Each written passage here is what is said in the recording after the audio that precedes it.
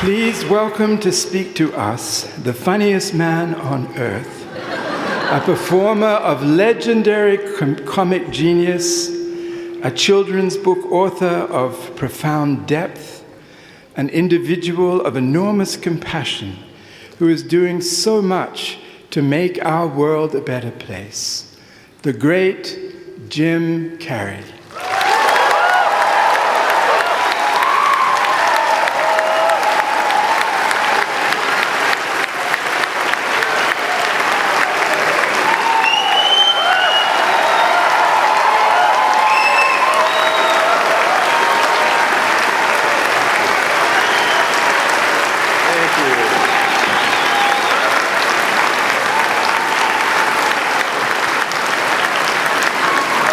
Sitting down for? I was going to milk that for a while. You guys can stretch that out in post, right? You can make that longer in the edit. Thank you, Bevin. Thank you all. Jai Guru Dev.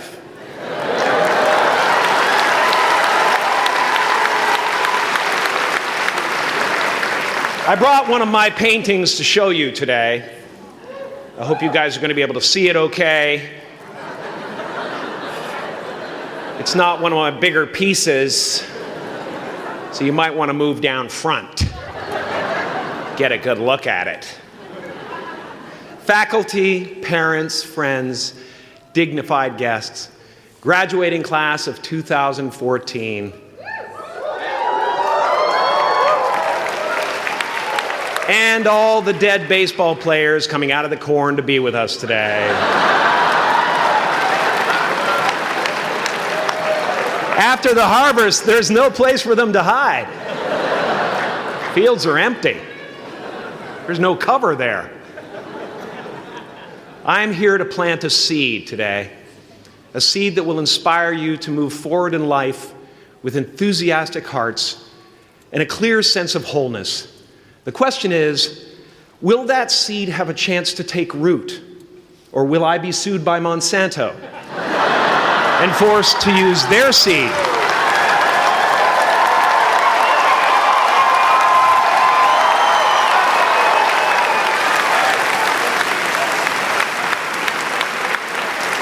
Which may not be totally Ayurvedic.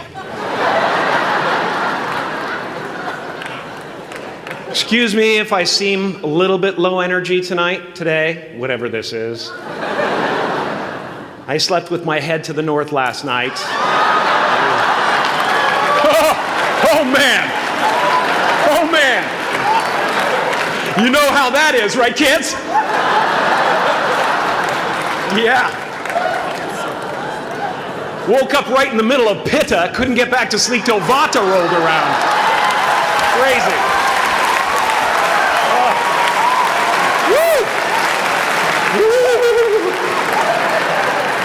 But I didn't freak out, you know. I used that time to eat a large meal. Connect with someone special on Tinder. Because life doesn't happen to you, it happens for you. How do I know this? I don't, but I'm making sound, and that's the important thing. That's what I'm here to do. Sometimes I think that's the only thing that's important, really, you know? It's just letting each other know we're here. You know? Reminding each other that we're part of a larger self. I used to think Jim Carrey is all that I was. Just a flickering light, a dancing shadow, the great nothing masquerading as something you can name.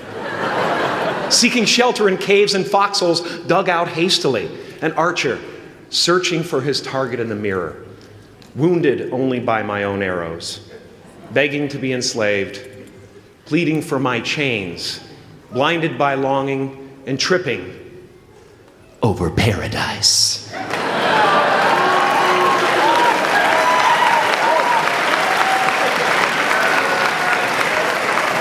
I get an amen! You didn't think I could be serious, did you? I don't think you understand who you're dealing with. I have no limits.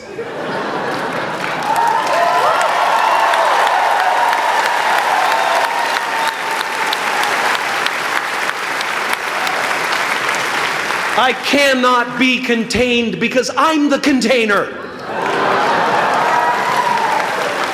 You can't contain the container, man. You can't contain the container.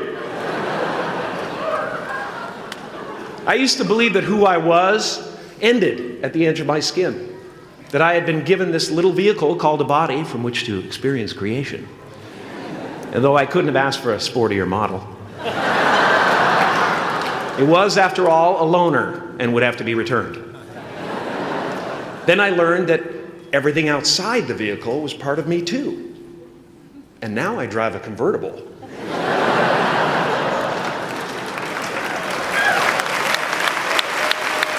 Yeah, man. Top down, wind in my hair. Woo! I am elated and truly excited to be present and fully connected to you at this important moment in your journey. I hope you're ready to open the roof and take it all in. Okay, 4 more years then. They're obviously not ready. Just need some more cooking. Now, I want to thank the trustees, the administrators, the faculty of MUM for creating an institution worthy of Maharishi's ideals of education, a place that teaches knowledge and experience, the knowledge and experience necessary to be productive in life, as well as enabling the students through transcendental meditation and ancient Vedic knowledge to slack off twice a day for an hour and a half.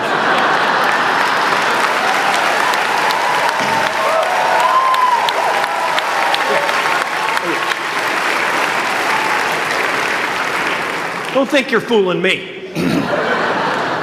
But I guess it has some benefits. It does allow you to separate who you truly are and what's real from the stories that run through your head.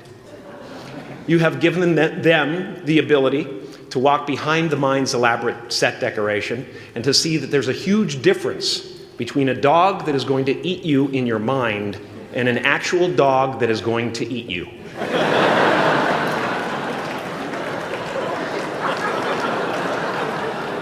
That may sound like no big deal, but many never learn that distinction. And they spend a great deal of their lives living in fight or flight response. I'd like to acknowledge all of you wonderful parents. Way to go. What a fantastic job you've done. For your tireless dedication, your love, your support, most of all, for the attention that you paid to your children. I have a saying, beware the unloved, because they will eventually hurt themselves or me. But when I look at this group here, I feel really safe. I do. I'm just going to say it. My room is not locked. My room is not locked. No doubt some of you will turn out to be crooks. But white-collar stuff, Wall Street, that type of thing, Crimes committed by people with self-esteem. Stuff parents can still be proud of in a weird way. And to the graduating class of 2017, -3. You didn't let me finish. Congratulations. Yes. Give yourself a round of applause, please. Please.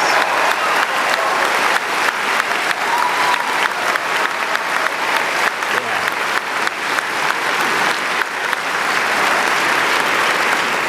You are the vanguard of knowledge and consciousness, a new wave in a vast ocean of possibilities. On the other side of that door, there's a world starving for new ideas, new leadership.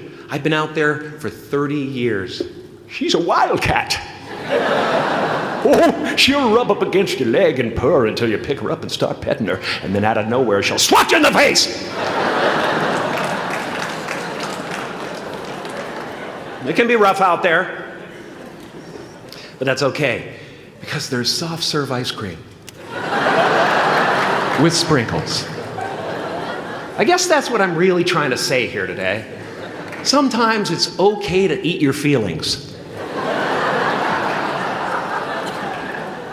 Now, fear is going to be a player in your life, but you get to decide how much. You can spend your whole life imagining ghosts, worrying about the pathway to the future, but all there will ever be is what's happening here, and the decisions we make in this moment, which are based in either love or fear. So many of us choose our path out of fear disguised as practicality. What we really want seems impossibly out of reach and ridiculous to expect, so we never dare to ask the universe for it. I'm saying I'm the proof that you can ask the universe for it. Please.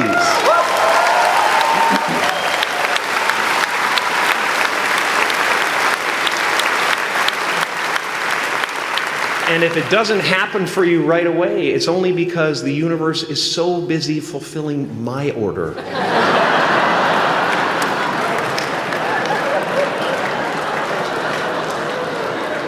Party size! My father could have been a great comedian, but he didn't believe that that was possible for him. And so he made a conservative choice. Instead, he got a safe job as an accountant. And when I was 12 years old, he was let go from that safe job. And our family had to do whatever we could to survive. I learned many great lessons from my father, not the least of which was that you can fail at what you don't want. So you might as well take a chance on doing what you love.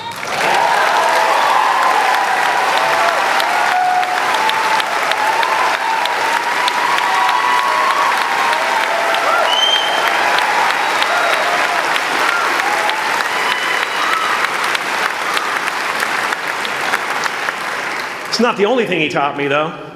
You know, I watched the effect of my father's love and humor and how it altered the world around me. And I thought, that's something to do. That's something worth my time. It wasn't long before I started acting up. You know, people would come over to the house and they'd be greeted by a 7-year-old throwing himself down a large flight of stairs. They would say, "What happened?" And I would say, "I don't know. Let's check the replay." I'd go back to the top of the stairs and come back down in slow motion.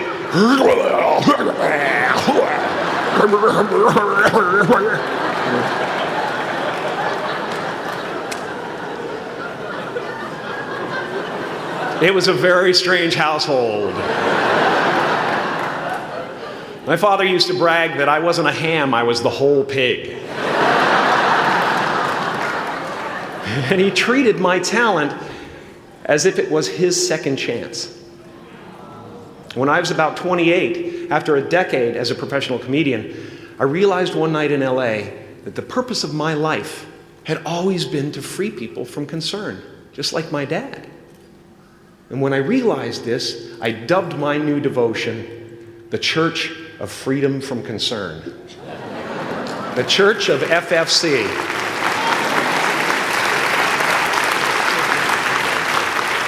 And I dedicated myself to that ministry. What's yours? How will you serve the world? What do they need that your talent can provide? That's all you have to figure out. As someone who's done what you're about to go and do, I can tell you from experience, the effect you have on others is the most valuable currency there is.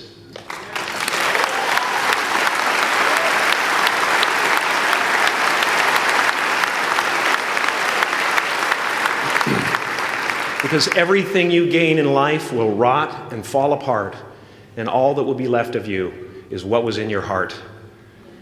My choosing to free people from concern got me to the top of a mountain. Look where I am. Look what I get to do. Everywhere I go. I'm going to get emotional because when I tap into this, it really is extraordinary to me.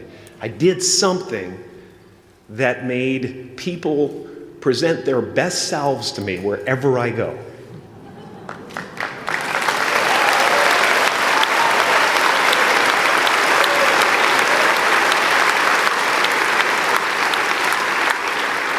I am at the top of the mountain, and I was, and the only one I hadn't freed was myself, and that's when my search for identity deepened. I wondered who I'd be without my fame. Who would I be if I said things that people didn't want to hear? Or if I defied their expectations of me? What if I showed up to the party without my Mardi Gras mask and refused to flash my breasts for a handful of beads? I'll give you a moment to wipe that image out of your mind. But you guys are so ahead of the game. You already know who you are. And that peace that we're after, lies somewhere beyond personality, beyond the perception of others, beyond invention and disguise, even beyond effort itself. You can join the game, fight the wars, play with form all you want, but to find real peace, you have to let the armor go. Your need for acceptance can make you invisible in this world. Don't let anything stand in the way of the light that shines through this form. Risk being seen in all of your glory.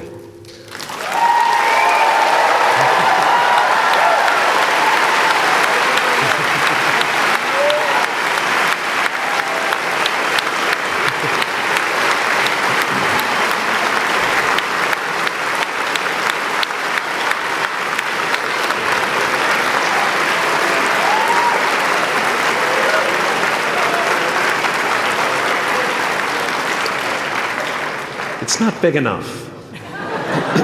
This painting is big for a reason. It's called high visibility. It's about picking up the light and daring to be seen. Here's the tricky part. Everyone is attracted to the light. The party host up at the top, who thinks unconsciousness is bliss and is always offering to drink from the bottles that empty you. Misery below her. Despises the light, can't stand when you're doing well, wishes you nothing but the worst. The Queen of Diamonds, under him, needs a king to build her house of cards. And the hollow one down bottom there will cling to your leg and say, please don't leave me behind, for I have abandoned myself. Even those who are closest to you and most in love with you, the people you love most in the world, will find clarity confronting at times. This painting took me thousands of hours to complete. And when I was finished, thank you, thousands of hours, yes. I'll never get them back. I'll never get them back. I worked on this for so long. I was weeks and weeks like a madman alone on a scaffolding. And when I was finished, one of my friends said, this would be a cool blacklight painting. So I started over.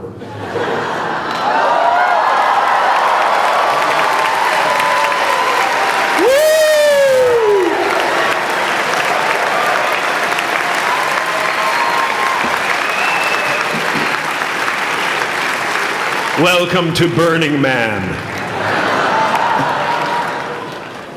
Some pretty crazy characters up there, but better up there than in here. You know, painting is one of the ways, thank you.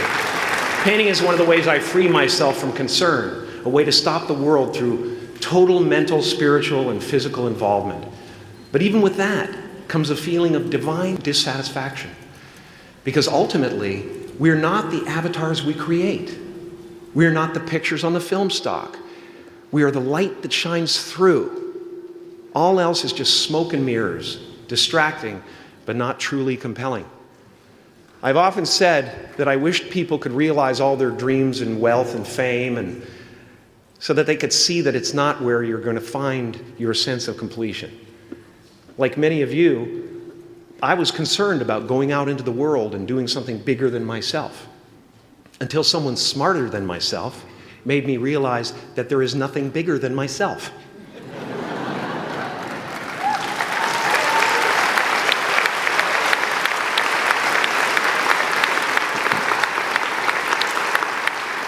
My soul is not contained within the limits of my body. My body is contained within the limitlessness of my soul. One unified field.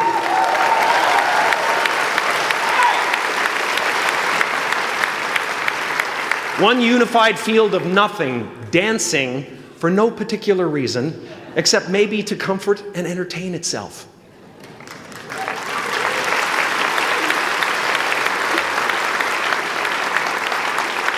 As that shift happens in you, you won't be feeling the world, you'll be felt by it. You'll be embraced by it. Now I'm always at the beginning. I have a reset button, and I ride that button constantly. Once that button is functioning in your life, there's no story that the mind could create that will be as compelling. The imagination is always manufacturing scenarios, both good and bad, and the ego tries to keep you trapped in the multiplex of the mind.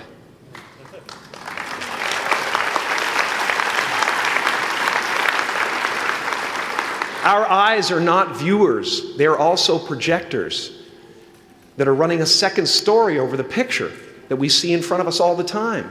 Fear is writing that script, and the working title is, I'll Never Be Enough.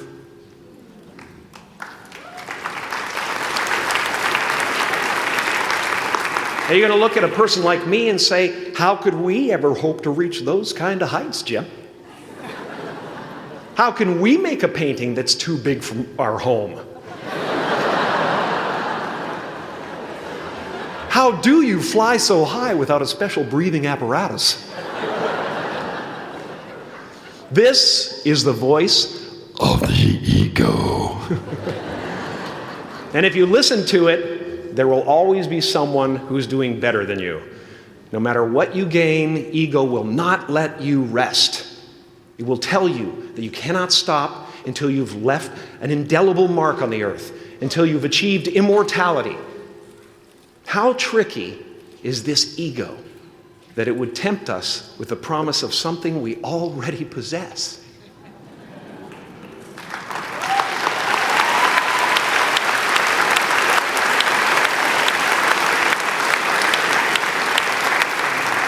So, I just want you to relax.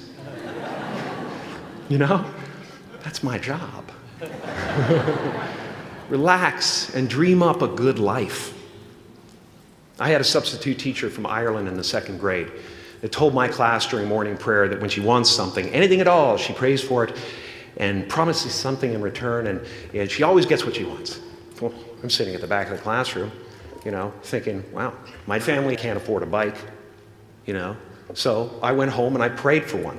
And I promised I would recite the rosary every night in exchange. Broke that promise.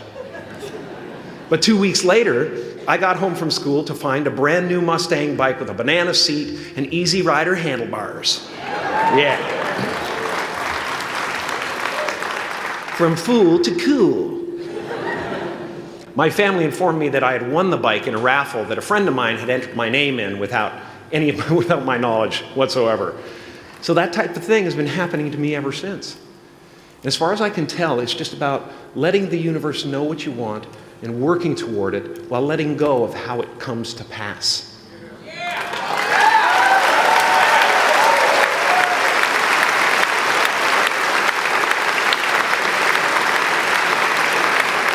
Your job is not to figure out how it's going to happen for you, but to open the door in your head. And when the door opens in real life, just walk through it.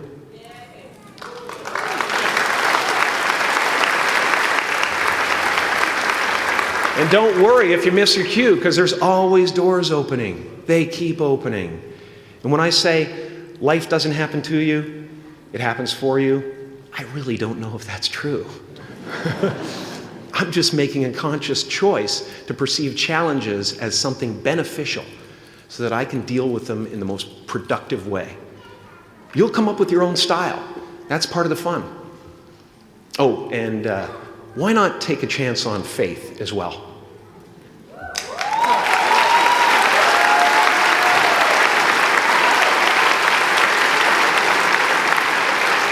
Take a chance on faith. Not religion, but faith. Not hope, but faith. I don't believe in hope. Hope is a beggar. Hope walks through the fire, and faith leaps over it.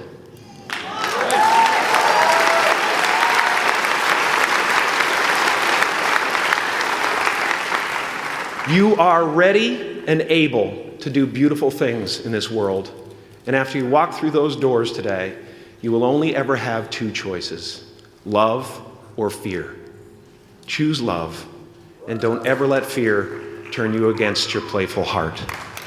Thank you so much. Thank you, Dad. I'm so honored.